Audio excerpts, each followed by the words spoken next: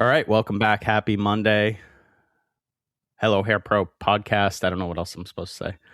What's up, Jen? Nothing. All right. It's cold. It is. It's back to Yeah. actual weather that's appropriate for this time of year. We always, in the Northeast, we always go through this like a little bit of a warm sort of tease, I'll call it, where people think it's summer. You see motorcycles flying around, people with their tops down. People are like, where can I get a margarita on a deck? And I'm like, it's going to be nice for a day. Yeah. It was 80s last week, and now it's 50s or 30s. I think it's 30s actually this morning. I think you said it's supposed to snow. Yeah, it's going to snow on Wednesday. Okay, cool. Here we are. All right. So today we're going to get into making decisions that actually change things for the better or the worse, I guess, if you don't make them for your salon. And I always like to preface everything, Jen, jump in here if you want. We're not trying to preach to anybody. We're just sharing what has worked for us and our opinions based on the last almost 3 decades of you doing hair.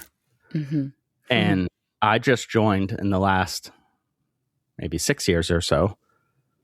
But that doesn't mean I wasn't involved. It doesn't mean that I don't see things. It doesn't mean that I didn't go through you moving through the different phases of your career along with you and everything that comes with that, from renting to working commission to owning a salon with a partner to making major mistakes to making better decisions to building Hello, which is so far the best version I've seen for you. Absolutely. Yes. It's not that it comes without frustration, but I would say Hello is probably the happiest I've seen you doing hair. So I feel like it's a pretty good indicator. Yeah. And not probably, my best work too, where it's I'm proud of. And you've been doing more things. If you weren't happy, you wouldn't be educating. Right. If you weren't happy, you wouldn't be trying to grow a team. If you weren't happy, you wouldn't be taking on a mentor role for apprentices and things like that. Anyways, we always start, now that we've rambled for 2 minutes, with our opening takes. Okay, I'll go first. So we talk about this a lot. I've seen a lot of owners or mentors that are like, I need to teach my team, I need to educate them, but I don't have any time. I'm too busy being busy. So I'll just give you an example of what happened last week and how I deal with education as it comes on my plate, because I am a very busy mother, wife, business owner, like all the things.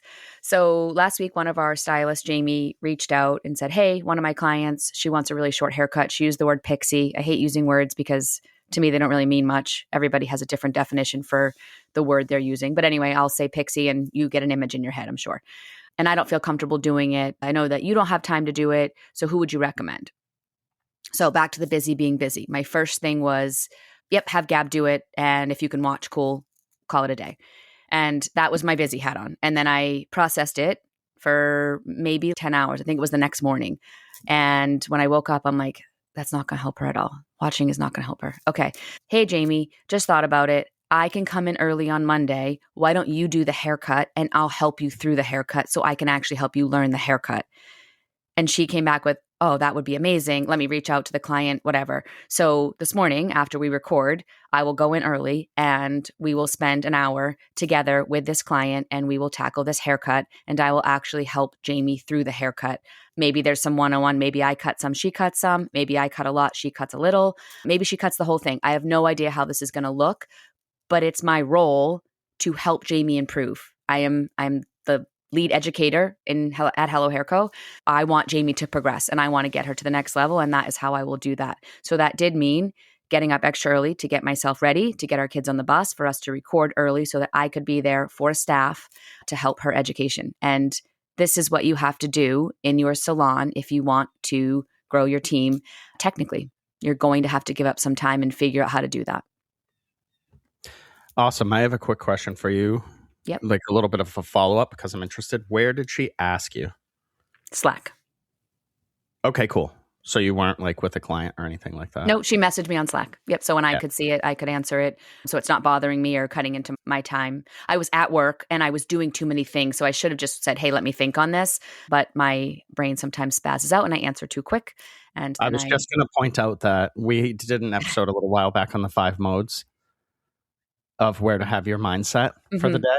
And you weren't in a leadership role. You were No. busy being a technician. You're at Mhm. work. So Yeah. you shouldn't have answered that Yeah. because exactly what I just got you to say, right? Yeah. You weren't I thinking needed. clearly because your mind isn't focused on Yeah. education and building people in leadership. It's Mhm. focused on what do I have to do with my clients? It's probably focused on a delivery came in, who's putting that away, like Yeah. all these different things of when you're in Salon. And I was happy to I was just recover gonna and put out there. make the best of it. So here we are. So my opening take is that we are kicking off our meetings this week. We usually do these beginning of the year, but we had the great A flood of flood. 2026.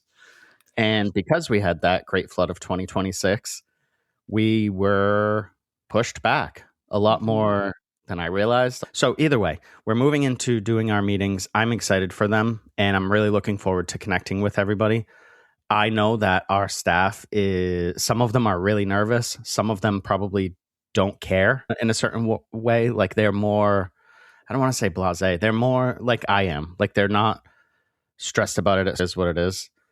I think some people are going to be excited. Some people are probably going to be not caught off guard or anything like that, but maybe be like, oh, because we do have some expectations that we're going to ask people to step up because things have, throughout any business, throughout any cycle, things slip.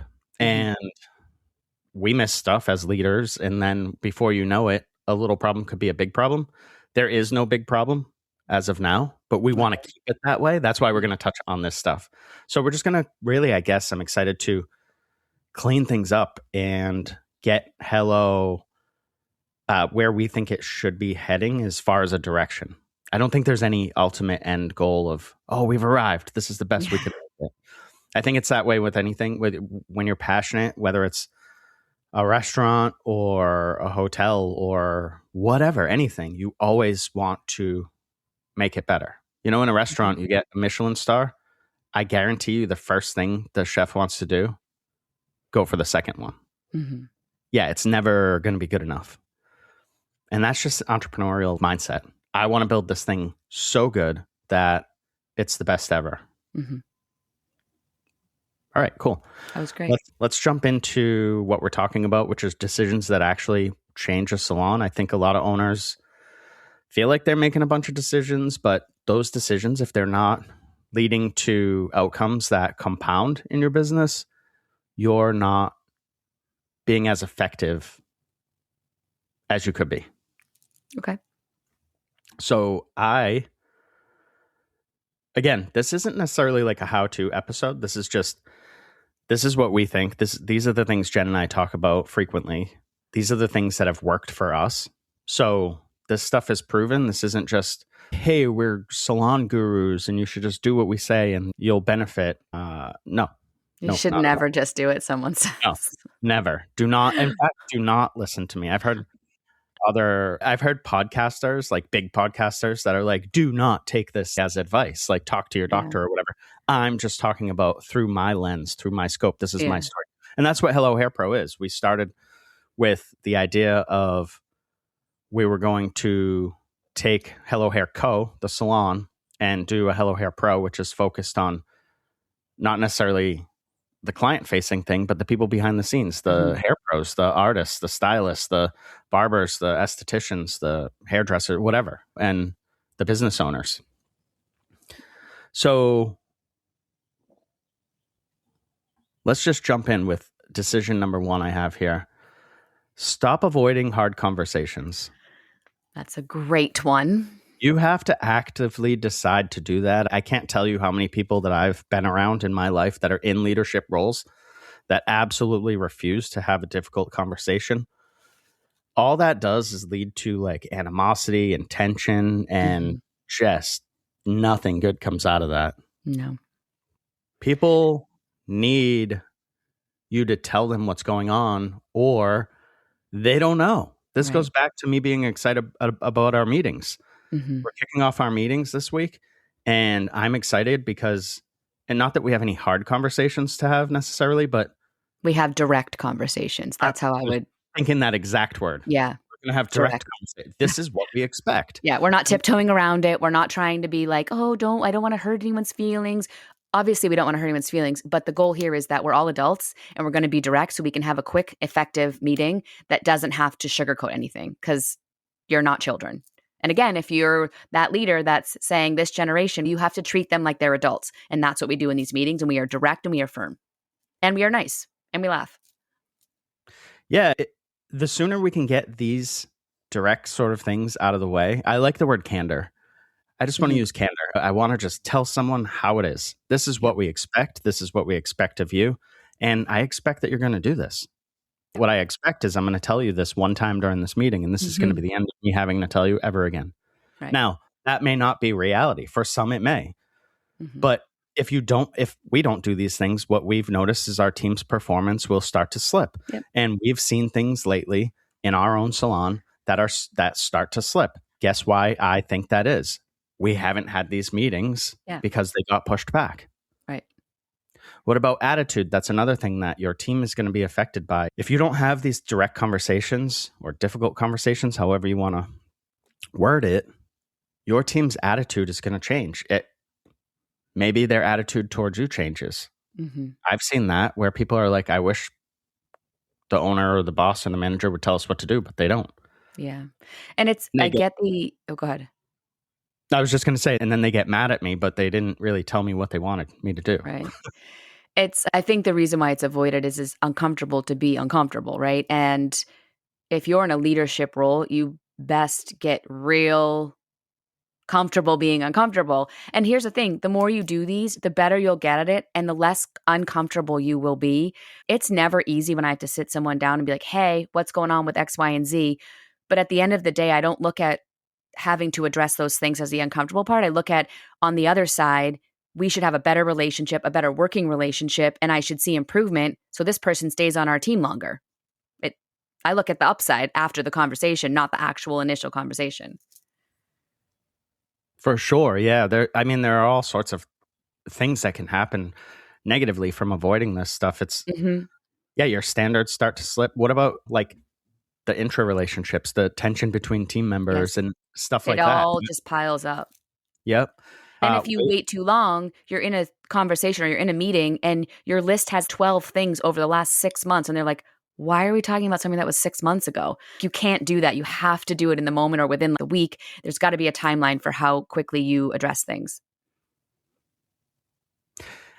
Yeah. I would say probably most things, Jen, that most of your problems are probably just conversations that didn't happen soon enough, or Agreed. You let it slide to the point where now it's bigger than it needed to be. In the beginning, it wasn't a serious conversation. Right. It was, hey, I need you to do this. Hey, I need you to be on time. And here's why. Because our standard is, and we hold you to, boom, done. Yeah. But then you let it slide and now you're like fuming. Yeah. And there's really not a reason to be there except that you put yourself there because you're the leader. Those people aren't going to come to you for the conversations. You have to lead them by being the leader. Right. Yeah, things get worse. Like I said, the intra stuff. So your other staff starts to notice, and that's frustrating to them on different levels. So sometimes maybe they're like, okay, this person's, I guess, the favorite because they never get in trouble, quote unquote, for anything. Or your staff starts to think they do that, so I'm going to do that too. Right. And before you know it, you have this huge issue where you should have just bit the bullet. And you said, Jen, something that I agree with, but either way, it was the get comfortable having uncomfortable conversations or whatever, something like that.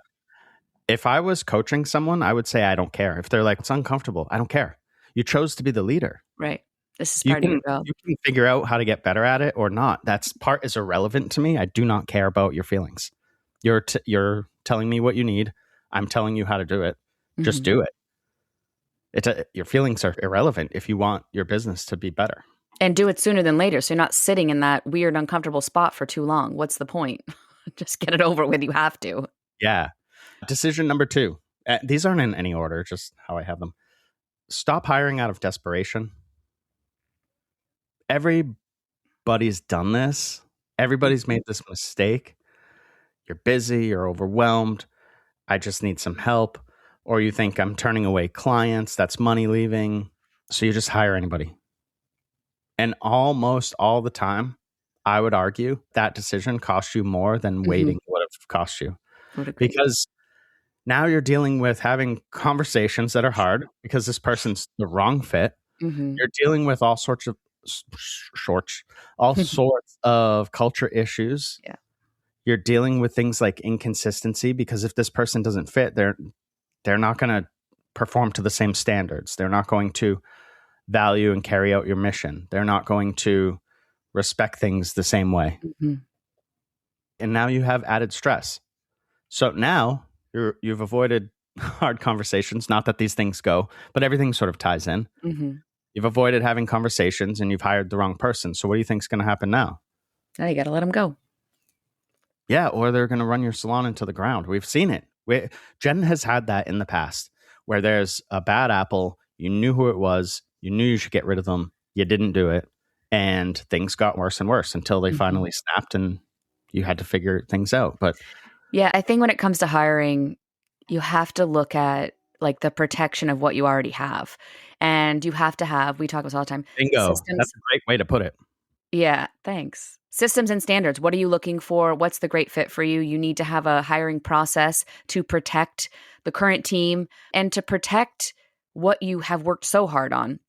Because that person that comes in has, I'll call it, I don't know, this is in my head, this is my vision, is like a ripple effect, whether it's good or bad. So even if you get that person out quickly, that's not a good fit, there's still a lingering ripple effect after. And then your team looks at the next person you bring in and they don't trust the process. You have to really, like you said, bring on the right person so that when that person fits in, and it's very obvious from the beginning, we see it in just the first few steps of our hiring process, whether it's a good fit or not. They trust it. And whether they like change or not, they trust you and they know that you're going to make the best decisions for the team growth. What you just said was great, Jen. I loved that. It's oftentimes as the owner of a business, you think about what you want. So what do I need? I need more money. I need more people. I need more marketing. I need more hiring. I need more stuff. But you don't think about what you already have. Right. And if that's worth protecting or not. Right. And it should be because you've built it. Yep. So whether you're happy with it or not, it should be at least where you're starting with, at least your baseline.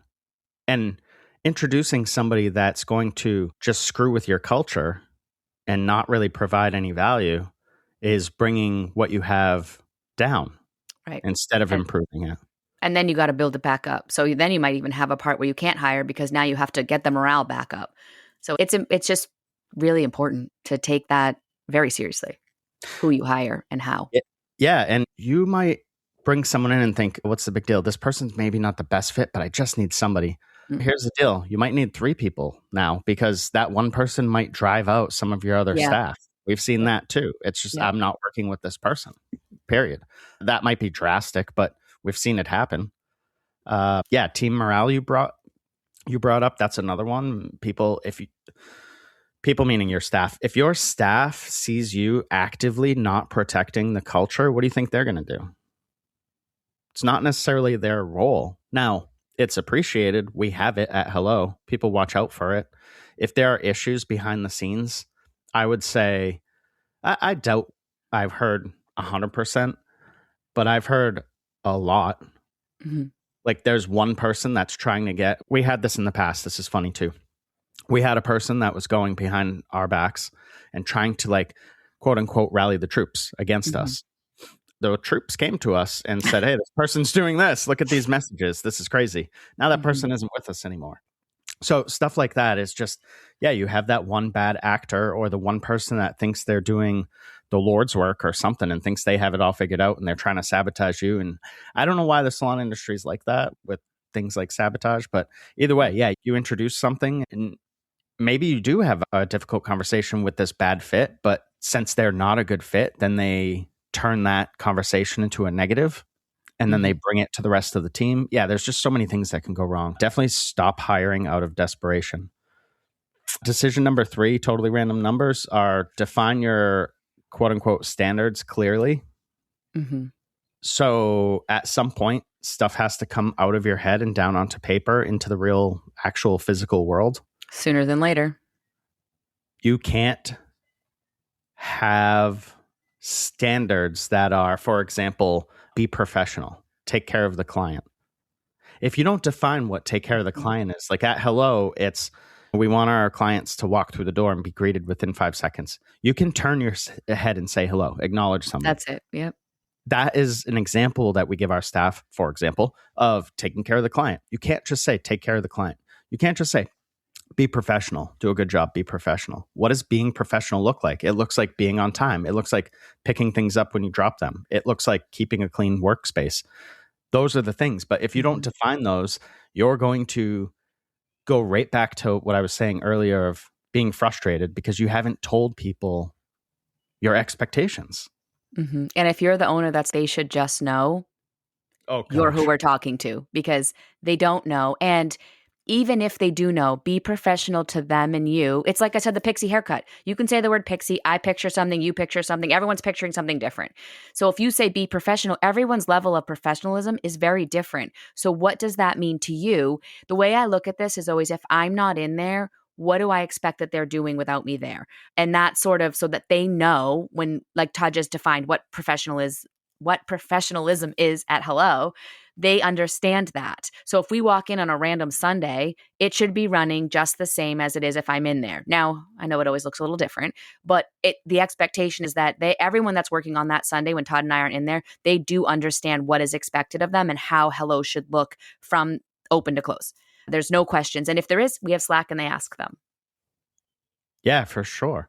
Think about your clients. So if you don't quite buy into this one of defining your standards deeper and clearly, think about what expectations are with your clients. For example, a new client comes in and they start explaining things. You're going to have to ask follow-up questions or you're getting a bad review because you're not going to deliver what they're looking for. Right. I had someone recently that came in and was a new client to me, not of the salon, and said, I'm looking for blah, blah, blah, blah, blah. And I said, I don't care. Do you have a picture? Because they were using all these barbering words. And I'm like, and the words that they were using, I didn't correct them, but they weren't anything what I was picturing in my head. Right. And I delivered the haircut and they said they were super happy with it. And that was a win. So whether they're telling the truth or not is another thing, right? I guess they could be lying. Yeah. But I was like, okay, now in this picture, I'm seeing this, but I'm also seeing this. And they're like, oh, this is what I'm pointing at. And I'm like, okay, cool. Now we know. That's how people see things. It's different than how you see them.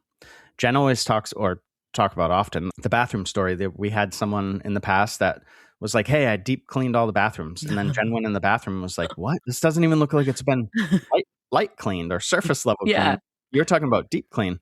People see things differently. Now, I don't think that she purposely didn't deep clean. It's just she thought what her definition of that was very different than mine. Yeah, if it's not clearly defined, it becomes optional. And yeah, you have to be like, what does clean look like? What does, going back to the consultation, what does a great consultation look like? You can't just say, do a complete consultation or something like that. Do a thorough consultation. What does that look like? What does that mean? What are the steps that get you there? Mm-hmm. And then another example is teamwork. What does teamwork look like? What does collaboration look like? Well, it looks like when you need help, you reach out and we figure it out. Something like that, for example, what Jen's doing today. Mm-hmm.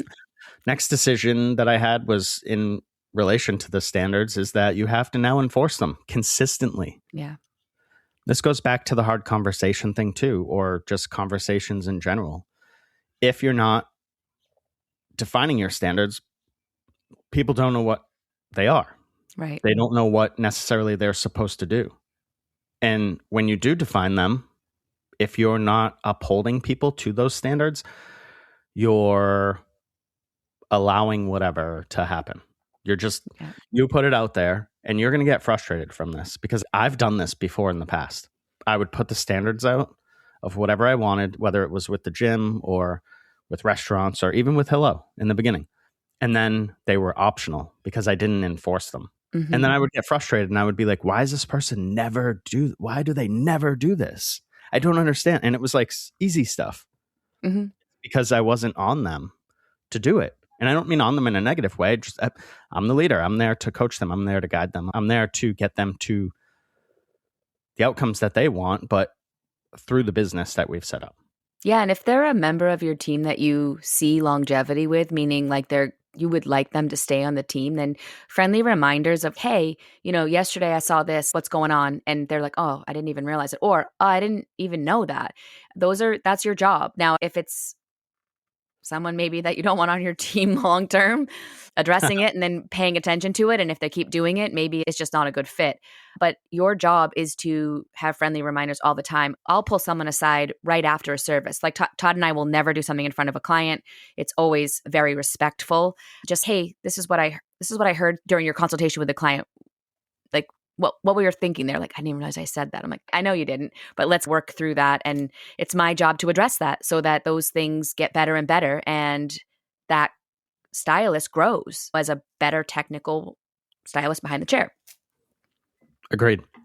My next one, Jen, was to build your systems or to make the decision to stop winging everything. And that goes back to defining your, what do we call it, expectations, or defining your standards clearly. So now that you've defined what it is and what it looks like, how do people actually execute it? Right. What are the steps that they do? And where is this important? It's everywhere. It's every single thing. It's from cleaning to client touch points to everything. It's checking a client in, it's checking a client out. It's client flow, how the client is received from finding your website or finding you on Google all the way to leaving you hopefully a glowing 5-star review. Like that whole process, there should be a system, there should be something in place for each step. And that might sound overwhelming. So this isn't a build systems episode, but if you're not sure what to do, just start writing down the parts. Okay, it starts with the initial client finds us. Okay, how did they find you? Through Google. Great. What do you want your Google to look like? Just make some notes and then go on to the next thing. Then what do? They call. Okay, cool. What do you want that to sound like on the phone? Or they book online. Great. Even better. What do you want that to look like? Does it look like that? And then just go through all those steps. Mm-hmm. Client flow is a huge one. What about how you want things to look for your staff? What do the processes look like? What are their growth paths? How do you guide them? All those little things. And figuring this stuff out sounds like a lot of work if you've never done it before. And we've done it, and it's still a lot of work because it needs to be updated and revised, and it's constant. But if you do these things, if you take an active role in your business and you decide to stop winging it and decide to actually put thought into what you're doing, it's going to compound. Your life will become so much less stressful. It's going to compound. And again, it seems like a lot. Pick one thing. I was just going to start with one thing and just keep building on it. Yeah. If, for example, you're like, people find us a lot through Instagram. Great. What can you do to your Instagram to make it even better? Yeah. Elevate it. And then go to your website and then go to wherever it leads you, just go to. Yeah. Just write down everything though and make sure eventually you hit all the things. Mm-hmm. Because what'll happen if you don't do that is there'll be one weak point. So maybe a ton of people are finding you, but it's not really clear what you do or who you serve. For example, I put on our website at the end of last year or the beginning of this year, it's the Great Flood of 26 has me twisted up there, but what people specialize in, what sort of vibe you can expect in each person's chair. And I had people reach out that were like, hey, I want to see Jamie because her vibe is relaxed and informative or whatever's on there. But that way, people can look at the client navigate their experience. Yes. Oftentimes, I'll see people that are like, how do you divvy up clients? We put them with who's best suited for them, who best solves their problem. We don't do like a rotation chart where... Well, because it's all about the client. So we want to know what are their needs, what are their expectations, and then we can work from that. Right. I've seen people that are like, we make a list at the beginning of the day, and then Aaliyah, I don't know where that came from. I was thinking Ed. Leah gets the first walk-in, and then Brittany gets the first phone call, and then Cindy gets the next person that emails. Why? What if now you're not making it about the customer at all? Right. You're likely not going to retain people because you're just randomly assigning them based on staff. That's winging it. Our staff understands they do that. So if there's a day where somebody might say we have 2 newer stylists, I'd love for each of them to have a service, but it might work out that one gets 2 that day and the other gets none. The person that gets none, I hope, understands that we're trying to get the best clients in their chair for them so that they have the best shot to retain them. And what does that look like? And we define that stuff, and it makes it a lot easier. Decision number 6, randomly, doesn't matter what number we're on. But Jen, I think this is a good one for us, is decide to think long-term. Mm-hmm. Make the decision. What'd you say? It's a marathon. Yeah. Look at from making hiring decisions. We talked about that earlier. Think long-term. Think I'm looking for somebody to spend the next 5 to 10 to plus years with. Yeah. I don't know if you can say it that way. 5 to 10 to plus. Doesn't even make sense, but I think people know what I mean. Pricing. Think long-term, not what's going to make some random client that you've never met happy. But think long-term. What's going to make my business here in 5 or 10 years? Mm-hmm. What's going to serve our stylists or barbers or estheticians better? Team development. What does that look like long-term? We this year decided to switch. There's a ton of education. I will post online that we have education daily because there's always opportunities. Like, for example, what you're doing today. Mm-hmm. I don't think that's typical of salons. They're not actually doing education as much as they say they are, right. Which I'm not knocking. I'm just saying this is just something that I've noticed that has separated us. Yes. And I feel like we have a pretty strong reputation from that, mm-hmm. where people will have people reach out. Hey, I know so-and-so. Education's really important to me. I was talking to them. They said, reach out to you. Cool. We'll go from there. So your team development, though, might not be education as far as technical skill 100% of the time. That's where people think, oh, education is just this. No, it's development for these people because we're thinking long term. So This year we're doing some mental sort of wellness stuff. This Friday. We're doing some physical stuff, physical wellness. We're doing some things to set people up for being healthy long term, which is like a cooking class. Because we're taking the approach of this is a long-term relationship, not I need to get this person better at haircutting. Yeah, of course you do. Of course you do. But that's the minimum requirement. Right. When you start to think long-term, you start to create different scenarios, for lack of a better, I don't know where I was going with the wording there. I believe, too, if you invest in some of their personal growth, they feel like you care. And that goes a long way with culture buy-in. With any generation. It doesn't matter who. They're like, whoa, you care more about me than just my technical ability. Again, that was our focus this year. And it was really important hearing what the staff was doing in their personal life that created this kind of avenue we're going with. But it creates the culture buy-in because you're not just saying I care about you or not just saying I want to see you do great. You're actually doing something. There's an action that happens with that to be like, I would love for you to work on some other things that will help. For instance, that we're doing this yoga class on Friday. We wanted to show them how to take care of their body so that if they want to do hair like me for almost 30 years, their body can actually uphold that. And you have to stretch and do certain things to do that. And we want to show them the importance of that and then give them the tool to do that. So here we are treating them to a yoga class just for our staff. Now, last week, I think's episode, Jen, ties into this because it was some salons or why some salons build careers and other build jobs, something like that. And I think it just goes back to, are you solving the problems? Are you putting the fires out from today or are you building something for the future? Right. That's great. Because those are two different things. And once you put yourself in a position to stop putting out the fires because you have systems, because you have conversations, because you don't hire reactively, because you do the things that we've done or the things that you decide to do in your business, you get to build long-term. You get to have conversations about what do I want this business to look like in 5 years, not how am I going to pay my rent next month? Right. And it's amazing how that stuff trickles in. When you stress about, I need more money, I need more clients, I need more money, I need more clients, you're just going to start taking more clients. That's not going to solve your... That's short-term thinking. That might be an emergency situation, but that's it. Now you're in sprint mode. You're going to burn out. And again, I don't want to sound preachy, but we've seen it from so many people. And when they stop, take a deep breath, and start setting up their salon for success, they are like, hey, I'm able to breathe. Thank you. Wow. I didn't see that coming. Sometimes just taking a step back, like in looking at the bigger picture, can help. If you're somebody that's like, I don't even know what I need. right? How many people listening? Raise your hands. Just raise your hands. That's hilarious. But how many people listening? Raise your hand if you've worked in a restaurant and you get in the weeds and you get so freaking busy that you don't know what you need. Yeah. I don't know if table 5 has drinks. I don't know if table 7 is even here. I saw some people like you get all this flustered. If you stop for a second, because you think just go, go, go, but that's when you start making all these mistakes. Mm-hmm. That's when you have a bad night. And That's when you need to step back and take the bigger picture look, right? Yes. If you don't stand back and go, okay, take a breath, grab a glass of water.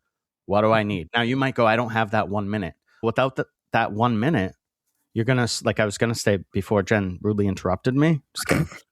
If you don't take that minute, you start to make mistakes. You start to get fewer tips. Your manager starts to go, what the heck's going on here? And you start to lose shifts. You start to get bad reviews. It's just a downward spiral is what I was going to say. Agreed. Is this the last one? I think this is the last one here. Is to lead clearly, not just nice. Don't just be nice. How many, I've seen this so many times, Jen, where someone says, we're like family here. Well, found your problem. Okay, Olive Garden. So, yeah, family here. Now, there's nothing inherently wrong with that if you use that, but if you don't have other things in place, look at your family. Look at what would happen. Most people don't want to be family. Look at what would happen on Thanksgiving if say you host Thanksgiving like we do. We host Thanksgiving or any holiday. What would happen if you didn't clearly outline what was going to happen? What would happen if you didn't put the menu together and assign things? There would be 4 people showing up with pie. That you'd probably get 2 mashed potatoes. No one would be on time. Everyone would be at all different hours. Yeah, all different hours. You would have an incomplete menu. Things would be all messed up. Chaos. It would be chaos. So you have to be clear and define these things and then lead. Jen has said many times, people want guidelines. Mm-hmm. What is this? What do you say? You can do whatever you want or be creative within our rules or the boundaries. Basically, I'm like, if you have clear systems, clear rules, clear boundaries, then all I ask of our employees is that now you just come in and do your job. And really, you should have no stress because you know what that job looks like. So now you can be as creative as possible and you should be having fun. Yeah, without it defined, you're literally just stressed out all the time. You had the saying that I like is as long as you play within our rules, you can be as creative as you want within and be yourself or whatever within the boundaries we set or something. It was a cool saying. Not cool enough for me to remember, but or me. But it was cool. Earlier, what's funny? Earlier I said gosh. You did. I don't think I ever say I was like, gosh, oh gosh. Darn it. Okay. Gosh, dang it. That's funny. Anyways, you can still be a good person and be a leader. You can still be like family and be a leader. The families have leaders. Mm-hmm. When our children are around, Jen and I are the leaders. We lead them. I still love them. I still want what's best for them. I still care about them. I still want their growth to occur. I still want to get them where they want to be the quickest possible, which is what we look at with our employees. Mm-hmm. And that's just the reality of it. You can still be friendly with people. You can still be whatever. You can even, I don't even care. I've seen people that are like, don't hang out with employees. It can cause this and blah, blah, blah. I wouldn't say we hang out with our employees, but we spend time with them like around the holidays or maybe there's a get together or whatever. There's nothing wrong with that stuff because they're viewing you as the leader because you've been clear about it, because you do all these things. Again, not trying to be preachy, just these are things that work for us. And when we started making these decisions actively, things really changed at Hello. Things really got better. And when we don't do the things like uphold the standards and whatever, like we're going to talk about with our staff today in the meetings, again, nothing really terrible, just little stuff that slips through the cracks. Yeah, touch points. When we don't do that, things slip. Mm-hmm. And what do I deduce from that? I deduce that these things need to occur and they need to occur consistently. Mm-hmm. Because when we're consistent, the staff is consistent, clients are happy, everything's good. Correct. I think that's good for today. Love it. You have anything else? No. No closing take? I would say if you're overwhelmed with everything that Todd just said, you got to figure out a place to start. And you probably need help because it is hard to step back and see the bigger picture when you're in the thick of it and you're just like so up close that everything is like just the word chaos, right? Reach out to us. We're here to help. Sometimes it's just even somebody in a different business or industry that can help you focus, make your systems, make your lists and things that you need to start fixing. And then start with one thing. Don't try to do a bunch all at once. I wasn't even expecting a closing take, but dude, you crushed it. Thanks. I was like, closing take? And you were like, sure, take it from here. Why not? I'll give you a closing take. If you're somebody that feels stuck, look at the decisions that you're making. Mhm. Are you making decisions that move your business toward like a tier A business where you're moving forward and have things defined and you can clearly see where you're going to be next week, next month, next 5 years? Or are you not? And then what do you do about that? I don't know. Reach out if you want. All right. Bye, everyone. Bye.